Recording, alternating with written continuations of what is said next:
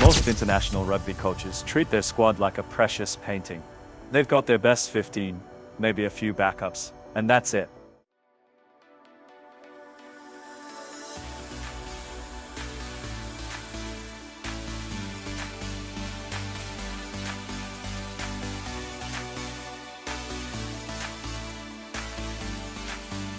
Rotate too much, and you risk losing. Stick with the same faces week after week and you burn them out. It's the oldest dilemma in the sport. But then there's Rassie Erasmus, sitting in his office in South Africa, doing something so bold that other coaches can't decide whether he's a genius or completely out of his mind. He's not just rotating players, he's rotating 50 of them. And somehow it's working. The question everyone's asking is simple. If this strategy delivers results, why isn't anyone else brave enough to try it? Let's talk about how international rugby has always worked.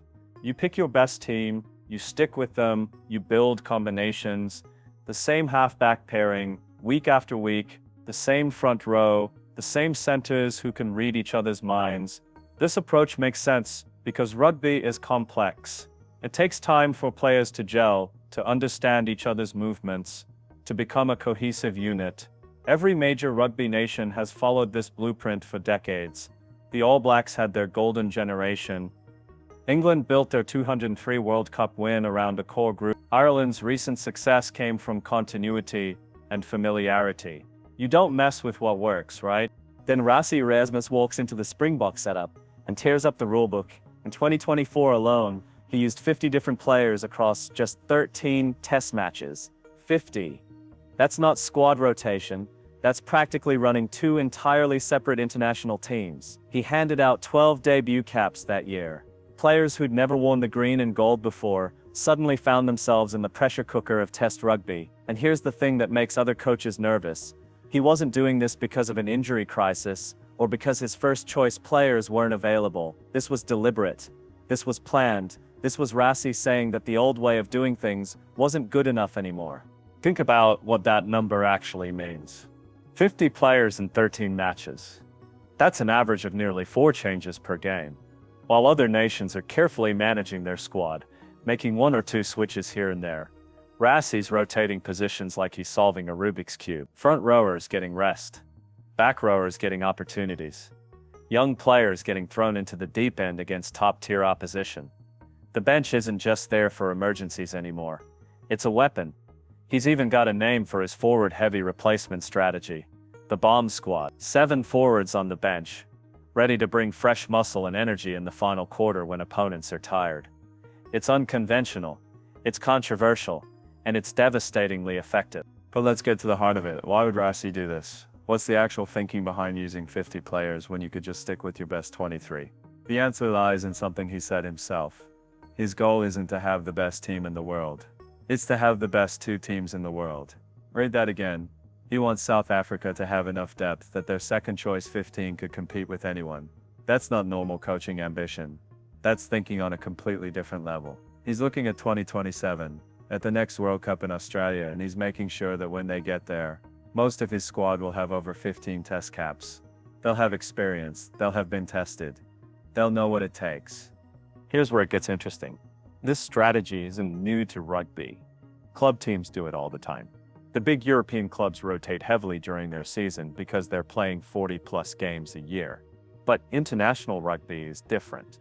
You might only have 10 to 15 test matches in a season. Every single one matters. Every loss gets analyzed and criticized. So why aren't other coaches copying Rassie's approach if it clearly works? The answer is surprisingly simple. They can't afford to. Not financially, but professionally. Let me explain. Most international coaches are living contract to contract. They've got 4-year cycles, maybe less. Their job security depends on results. Now, not 3 years from now. If they lose 2 or 3 games while betting in new players, the media turns on them. The national union starts asking questions. The pressure builds. So they go back to picking their strongest team every week, because it's safer. It's the path of least resistance. Rassie is something most coaches don't trust. From his union, and a World Cup trophy that bought him breathing room, he can afford to lose the occasional match, if it means building something bigger. Most coaches don't have that luxury. Then there's the talent pool problem. South Africa has an enormous advantage here that often gets overlooked.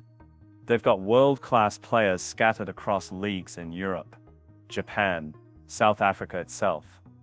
The depth of quality players available is staggering. If you're coaching a smaller rugby nation, you might have 15 genuinely test-quality players, and then a significant drop-off.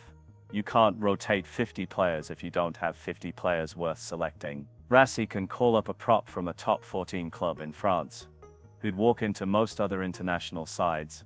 He can blood a young loose forward from Super Rugby who's built like a truck and runs like a winger. That's not an option for everyone. There's also the philosophical difference. Traditional rugby coaching is about combinations and cohesion. You want your 10 and 12 to have played together dozens of times. You want your loose forwards to know instinctively where each other will be. Rassie's approach challenges that assumption. He's betting that having 50 players who understand the Springbok system is more valuable than having 15 players who know each other perfectly. It's a systems-based philosophy rather than a personnel-based one. The system is king. The individuals are interchangeable parts. That requires incredible coaching, crystal clear game plans, and players smart enough to adapt quickly. Not every setup can deliver that. Let's talk about the pressure factor, because this is massive. When you're rotating 50 players, some of them are going to bad games. A young prop might get demolished at scrum time. A debutant center might throw a costly intercept pass. When that happens, the coach takes the heat. The media asks why you didn't just pick the experienced guy. The public questions your judgment. You need thick skin and absolute conviction in your plan. Most coaches will crack under that pressure and revert to the safe option. Rassie doesn't. He's been banned twice by World Rugby for various infractions. He's been called everything from a genius to a menace, and he keeps doing exactly what he believes in. That level of conviction is rare. Now, here's the truly clever part that separates this from just random rotation. Rassie isn't just throwing new players into games and hoping for the best. He's strategic about when and how he introduces them. Lower pressure matches against emerging nations become opportunities to cap new players. High stakes encounters against traditional rivals feature more experienced combinations. But even in those big games, he's working players into the setup. The bomb squad gets their minutes. Young talents get 15 or 20 minutes of test rugby to learn and adapt. It's calculated risk-taking. Every player who gets time on the field is an investment in the future. By 2027, those investments will have matured. In 2024, while using those 50 players and handing out 12 debut caps, the Springboks won 11 of their 13 test matches. That's an 85% win rate, while essentially running a development program simultaneously. They're winning now and building for tomorrow. That shouldn't be possible according to conventional rugby wisdom, but Rassie's made it work. He's proving that you don't have to sacrifice the present to invest in the future. You can do both if you're smart enough and brave enough. Other coaches watch this, and they're caught between admiration and skepticism. They see the results, they see the depth South Africa is building, they see how fresh the Springbok players look in the World Cup knockout stages while their opponents are exhausted. And they think, maybe we should try this. But then reality hits. They don't have the job security, they don't have the same depth of talent, they don't have a union willing to accept short-term setbacks for long-term gain. So they stick with tradition, they pick their best team, they hope for the best. And Rassie keeps pulling further ahead. There's something almost unfair about it, when you think about it. South Africa is building institutional strength, while other nations are just trying to survive the next match cycle. By 2027, the Springboks will roll into Australia with a squad where almost everyone has significant test experience. They'll have players who've been in pressure situations, who've played in different positions, who understand the system inside and out. Their second team could probably beat most nations' first team. That's the end game here. That's what Rassie's been building toward while everyone else worried about next week's headlines. The fascinating thing is that this approach might not even be replicable. It requires specific circumstances, a union willing to back long-term thinking, a deep talent pool, a coach with the personality to handle criticism, and players who buy into being rotated even when they'd prefer guaranteed selection. Remove any one of those elements, and the whole thing falls apart. Maybe that's why no one else is copying it. Maybe it only works because it's Rassie Erasmus doing it with the Springboks. Maybe it's not a blueprint that can be exported. But here's what we know for certain. While other coaches are playing it safe, protecting their jobs, sticking with proven combinations, Rassie is out there doing something different. He's treating Test rugby like a long-term project rather than a series of isolated matches. He's building depth, developing players, managing workloads, and still winning. The rotation strategy isn't just about giving everyone a game, it's about creating a system so robust that it doesn't matter who wears the jersey. The green and gold is bigger than any individual, and by 2027, when other nations are scrambling to cover injuries and fatigue, South Africa will barely notice because they've got another world-class player ready to step in. So is Rassie a genius breaking the rules, or just a coach with unique advantages? Maybe he's both. What's undeniable is that he's changed the conversation about squad management in international rugby. He's shown that rotation and winning aren't mutually exclusive.